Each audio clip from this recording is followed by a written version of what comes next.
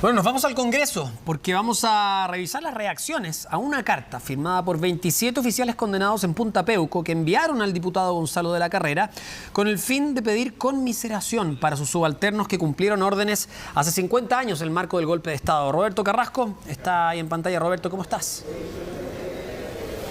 ¿Cómo están, Humberto, Patricia? Un gusto saludarlos, muy buenas tardes. Ha generado bastante polémica esta carta que usted mencionaba anteriormente, que está acá en mis manos.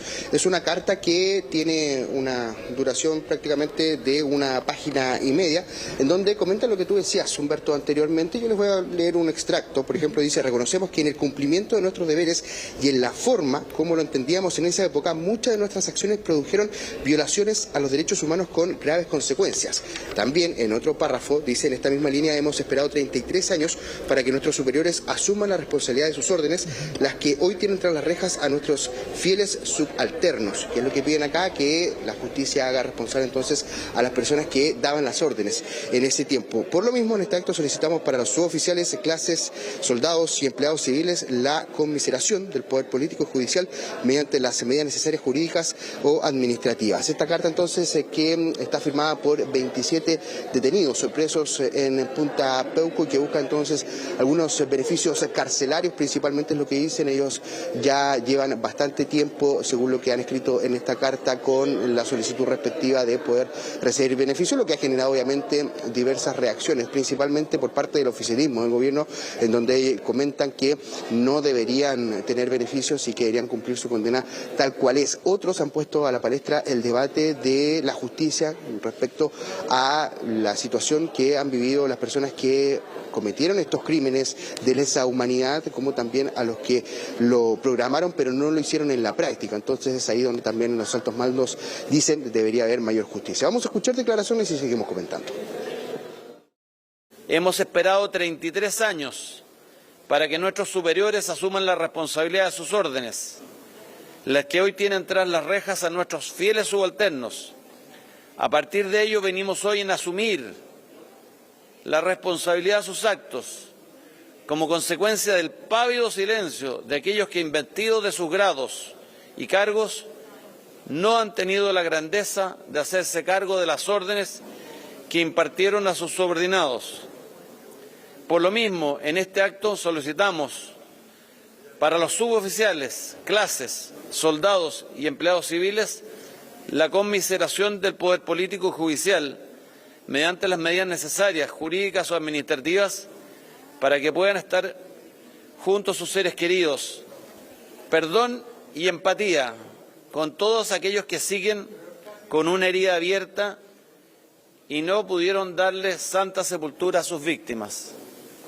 Misma empatía y dolor por las víctimas de la familia militar y Fuerzas Armadas que murieron defendiendo a la patria, haciendo frente a ataques terroristas.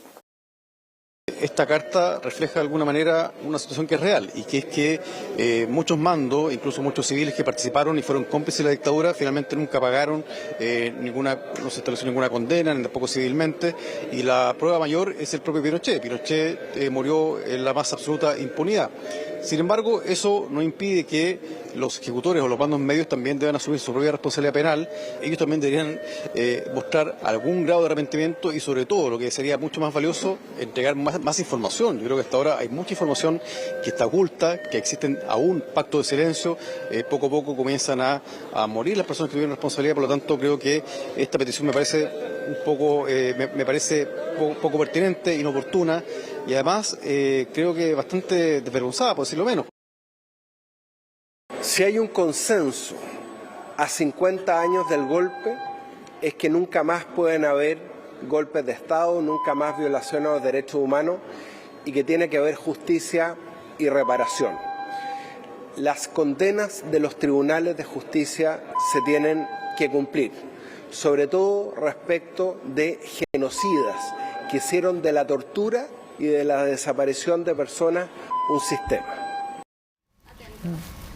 Claro, son varios los cuestionamientos que se plantean en esta carta cuando uno la mira en detalle. Primero, a quienes estaban en altos rangos y que lo que se plantea acá es que no se han hecho cargo de su responsabilidad en lo que ocurrió en el periodo de la dictadura, pero también cuestionan temas de formación, porque dice que se le daba más importancia a la obediencia que al respeto a quien se consideraba como adversario, y también que al final quienes terminan pagando son quienes estaban en el eslabón más bajo y más débil de la cadena de mando, que es así como lo denominan a lo largo de esta carta. Y en cierta medida, Roberto, no sé si consideras que está en la misma línea de lo que también planteó el excomandante en jefe del Ejército en este libro que escribió el general en retiro Ricardo Martínez, donde responsabiliza a Pinochet de las graves violaciones a los derechos humanos, cuestionando de que no se hubiese hecho cargo y responsable de lo que ocurrió en ese periodo.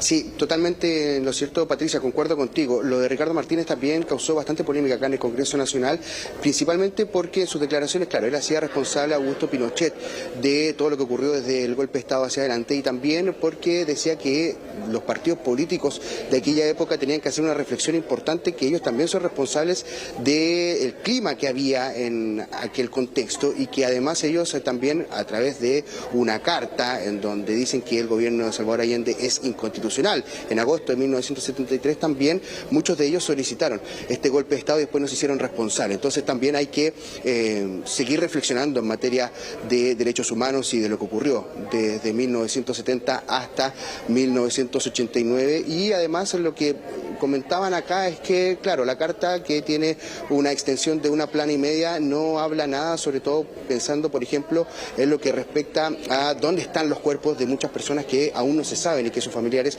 los siguen buscando. Claro, dicen es un perdón en palabras, pero en acciones no hay mucho más de algo nuevo que pueda decirse con respecto a esto, y de hecho le consultábamos al propio diputado de la carrera, que nos comentaba que él había recibido esta carta, que compartía el sentir de estas personas que están detenidas en Punta Peuco, pero que no le entregaron mayores antecedentes en esta carta que fue entregada a él, le llegó el día 7 de septiembre. Y en relación a esta misma reflexión, unimos lo que va a ocurrir con el Senado en un par de horas más respecto a una sesión especial que va a tener la sala de la Cámara Alta para poder generar también una especie de reflexión. No quisieron llamarlo homenaje, pero sí reflexión en relación a los hechos ocurridos en 1973 y el golpe de Estado. De hecho, cada bancada va a tener la posibilidad de entregar su parecer respecto al 11 de septiembre del 73. Y en relación a esto, escuchamos las siguientes declaraciones de senadores.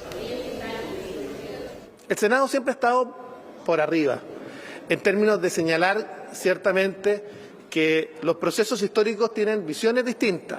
Acá nosotros siempre hemos señalado que acá no pueden haber verdades oficiales. Y creemos que el presidente Boric actuó como si este fuese un día de reflexión, pero en la práctica actuó finalmente generando contrapunto y gobernando y mandando mensajes solo a un pequeño grupo de los chilenos, cuando el presidente le correspondía estar por arriba. Pero no me cabe la menor duda que el Senado, como lo estuvo antes, lo estuvo en el pasado, lo estará también ahora, en una señal de respeto, por supuesto, con visiones distintas, por supuesto, de los procesos históricos, pero entendiendo claramente que Chile lo construimos entre todos. El Senado, espero yo, que en su discurso, que será en homenaje a quien fue presidente del Senado, Salvador Allende, digámoslo con claridad, donde su hija es camarada nuestra, pero no se queda solo ahí, busca también la mirada propositiva de futuro, que yo creo que con altura de miras se va a poder hacer tranquilamente, en orden, y cada uno diciendo lo que piensa, pensando en el futuro y no mirando en el espejo retrovisor. Bueno, se espera que sea más tranquila la jornada en relación al homenaje que ocurrió durante la jornada de ayer, durante el día lunes, acá en la Cámara, en la sala de la Cámara de Diputadas y Diputados, donde la UDI tuvo ahí un entrevero, quiso ser partícipe, uso de la palabra en el homenaje de Salvador Allende. Finalmente esto generó molestia por los dichos del diputado Benavente, quien fue el encargado de hacer uso de esta intervención. Así que vamos a ver qué es lo que ocurre durante esta tarde en el Senado. Se espera también que sea algo mucho más calmo, mucho más tranquilo, de bajo perfil, y que además no se descarta que el presidente del Senado, Juan Antonio Coloma, de la UDI, también haga una intervención respectiva con respecto a Salvador Allende. Así que vamos a mantenernos muy atentos. Desde las 16 horas hasta las 18 va a suceder entonces esta jornada de reflexión en la Cámara Alta. Claro, vamos a estar atentos. Esa hora también va a estar contigo en directo en una parte al aire, así que vamos a ver qué es lo que ocurrió ahí. Esperemos que, por supuesto, estábamos revisando justo las imágenes mientras tú hablabas, Roberto, de lo que ocurrió ayer, sea más calmo, ¿no? Y como dice ahí el GC de la pantalla, sea efectivamente una jornada reflexiva. Vamos a estar muy atentos. Muchas gracias. Gracias, Roberto.